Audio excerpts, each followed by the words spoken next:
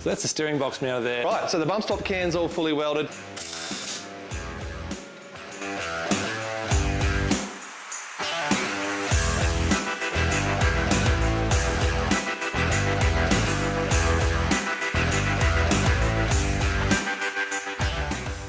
G'day guys, welcome back to the channel. This episode we've got a heap to get through. We've got the steering box, the bump stops and the sway bars to mount. So hang around and I'll show you how I did it. Alright, so the first job on the list is to mount the steering box. In an earlier episode I decided on using a GE Patrol steering box. It's stronger and less prone to leaking, however it is much longer. As you can see here, the 80 series box is on the left and the Patrol is on the right. I thought of shortening the steering column, but as I looked at it closer at the job, I realised the column has a collapsible section in it for safety in a frontal impact. And this is where I would have had to cut and shut it, so I decided against it altogether. Moving the box forward didn't seem like a good idea either. It would have been too far forward, I think, and it would have affected the steering geometry too much, probably resulting in bump steer. So I just decided to use the 80 series box. It fits pretty well in the location without having to modify too much. So the first step in mounting the steering box was to get some crush tubes made. I looked around everywhere to try and find some tube that was already sort of pre-drilled that would work and do the job, but didn't have any luck with that, so I had decided I had to make my own crush tubes out of some solid bar, and the only solid bar I could find was actually some threaded rod lying around at work. So I had to machine down the threads and drill a hole in 4 of the crush tubes to help mount the steering box. I'm not the best machinist getting around, but I got the job done, and to be honest, you're never going to see the machine work on these crush tubes, so it'll be just fine for what I'm doing. So once the crush tubes are made, it was time to drill out the chassis. I used a pilot drill, then a step drill and a 22mm bit to try and get the final size correct, trying to make it as square as possible, so everything worked out nicely in the end. Drilling out and fitting up these crush tubes is probably the most time-consuming and difficult part of the whole job. As soon as you start getting big holes to drill in the chassis like that, it just becomes a challenge. You get the drill bit slipping in the chuck, biting, the drill bit binding and playing up and carrying on. It's just a difficult job to do. Well, with the tooling I've got anyway. Good tradesman never blames his tools.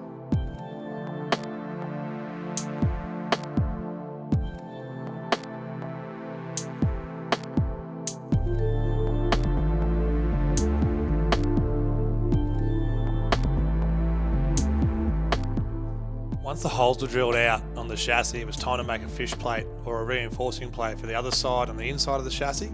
This is going to help support the steering box crush tubes, and it's also going to act as a fish plate for the Panard Mount as well. This part was a bit hard to make on CAD ahead of time, not knowing really where I was going to put things, so it was just going to be easier to make it in-house.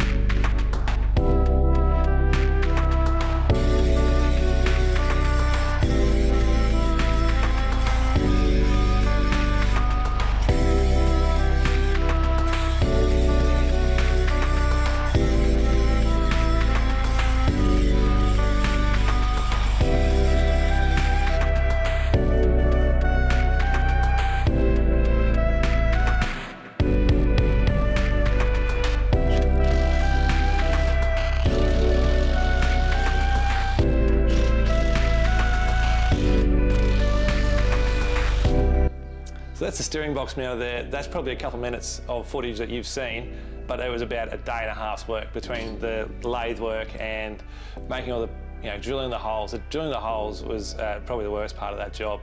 But obviously you guys don't watch a day and a half of me working in there, so you condense it down. But just so you get an idea of how much work is involved in this sort of custom work, filming probably took up a bit of that time, but if you weren't filming, it'd probably take you a full day just to make that box and mount it up. So with the steering box mounted, it was time to get the Panard mount attached to the chassis. I'd already welded this bracket up, and with a little bit of minor trimming, it was on pretty quick.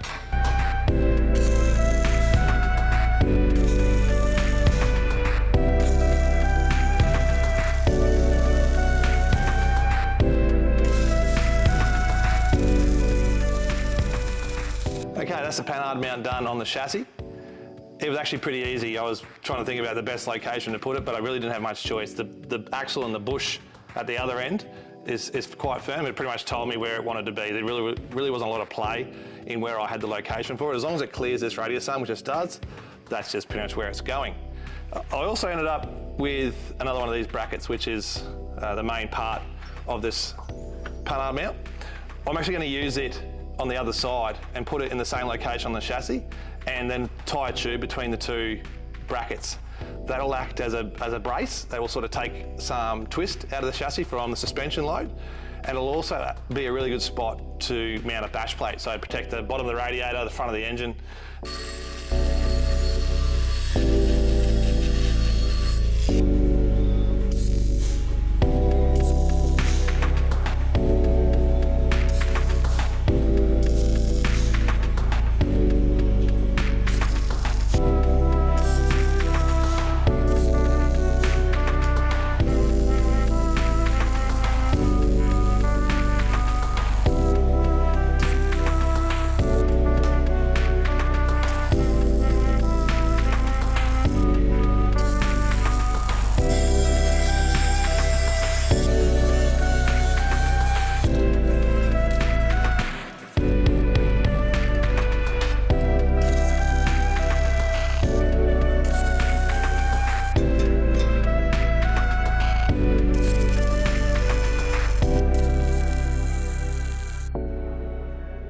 So, as you might be able to see, hopefully, we've hit a bit of a snag here.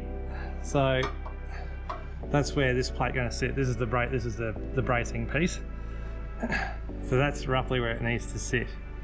Now it can't go any further because we've got the engine mount there, which is fine, but I can't really make the fish plate any bigger than what we've got.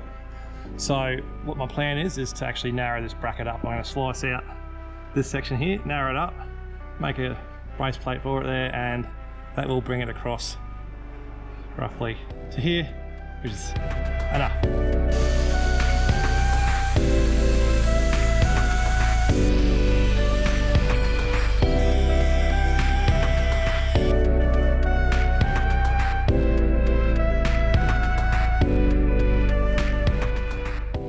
Alright, so that's pretty much done for the Panard and the chassis brace mount. I've got to weld a plate on this face and on the opposing face here to take the bracing tube itself, but I want to wait until the engineers come out and look at everything first, because I have to get weld inside on the chassis there before I put that plate on, otherwise it'll make it hard to get to. So I can do all that after the engineer's been and he's happy with the design of it all. When that tube goes in, it probably will make it hard to get this part of the sump off, the main part of the sump off, but I've got a grinder for that, and so I'll just cross that bridge when I come to it. Righto, onto the bump stops. The bump stops were another thing. I wasn't too sure how I was actually going to mount them on the chassis until everything else was in place. So I couldn't really design the bracketry or mounts ahead of time. So that's another thing I had to make on the fly. Here's a combination of rulers and compasses, as well as a bit of MDF as a guide for the plasma cutter to make the brackets. Once I was happy with how they mounted on the chassis, I tacked them onto the bump cans, checked it again, and then went through and welded them out.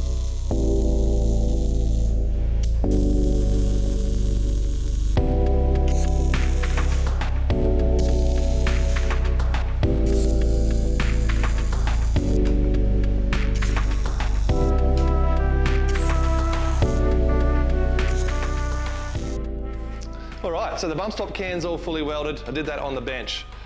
It's just easier than trying to do that on the chassis. So now I've got to do is mount it onto the chassis itself.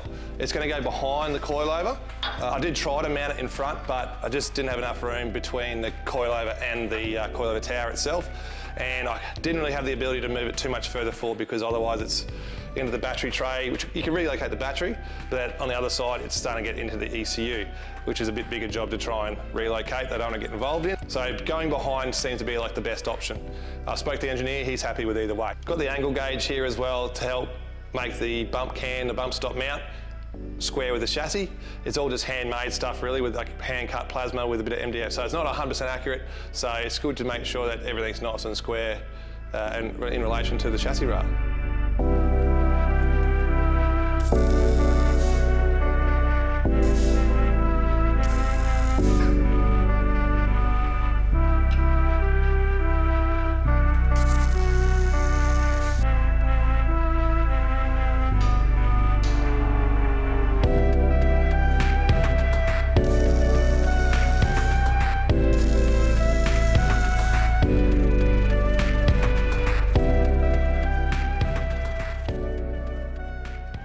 With the bump stops mounted onto the chassis, it was time to go through and make the bump stop landing pads on the axle.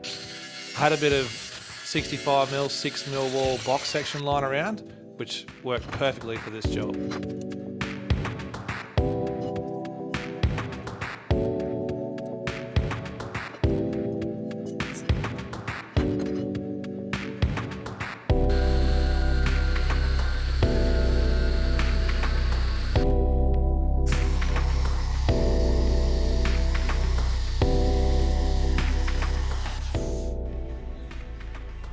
When aligning the bump stop landing pad on the axle, it's really important to make sure that the bump pad is square with the shaft of the bump stop itself. If you don't have it square and it's hitting on an angle, it'll be effectively trying to deflect off that pad under a heavy load.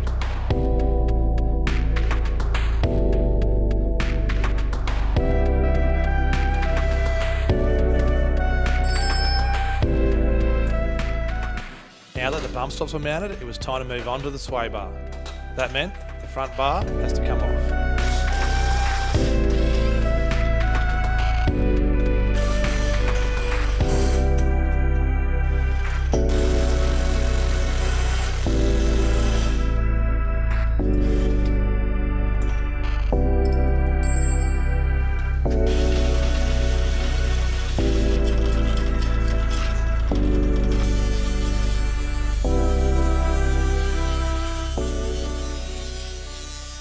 This sway bar kit is actually designed for a GU Patrol, so I've had to make a custom mount for the tube to go to the chassis, and I'll have to make a new axle mount that attaches the link from the sway bar to the axle as well. The one on the axle needs to come further forward slightly just to make a better link angle, to make it a bit more upright.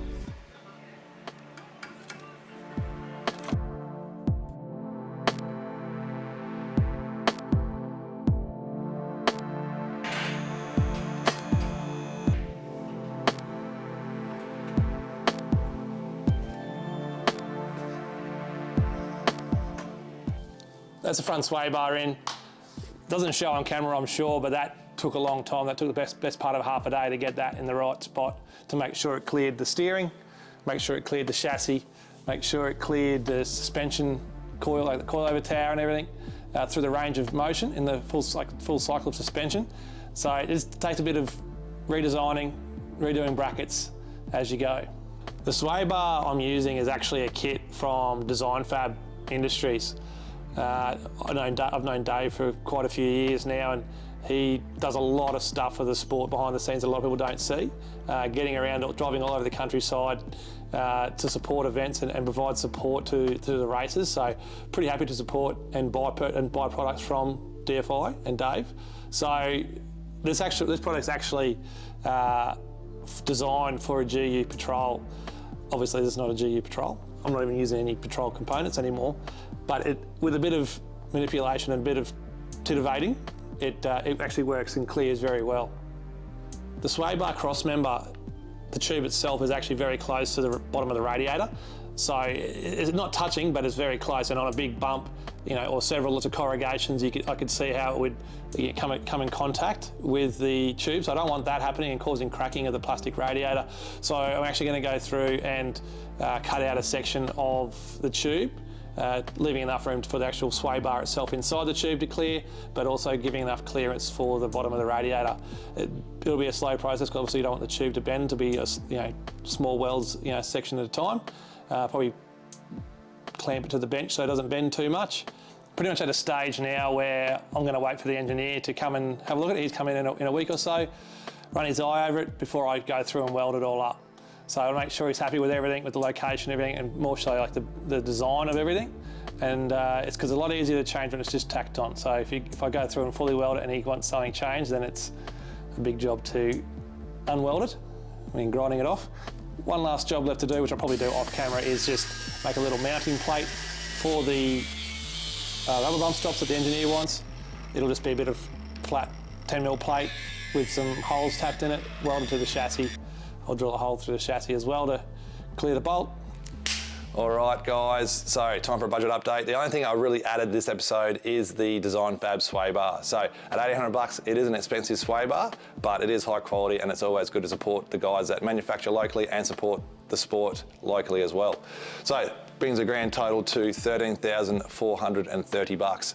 All right, so next episode, assuming the engineer's happy with everything, I'm gonna go through and weld up all the brackets and mounts that we've put on so far. We're gonna rip the front axle out and give it a birthday, so rebuild, lockers, paint, bracing, the whole show for the front axle. Hopefully that goes in for the last time. And if I get time, we'll go through and do the guard chop. So modifying the flares, modifying the guard to fit big tyres. All right guys, if you're enjoying the build so far, make sure you've subscribed, hit the bell, make sure you get notifications so you don't miss any episodes. If you don't like something, if you do like something, leave a comment. Let me know what you're thinking. I always like having a bit of input from the punters. Until next time, thanks for watching.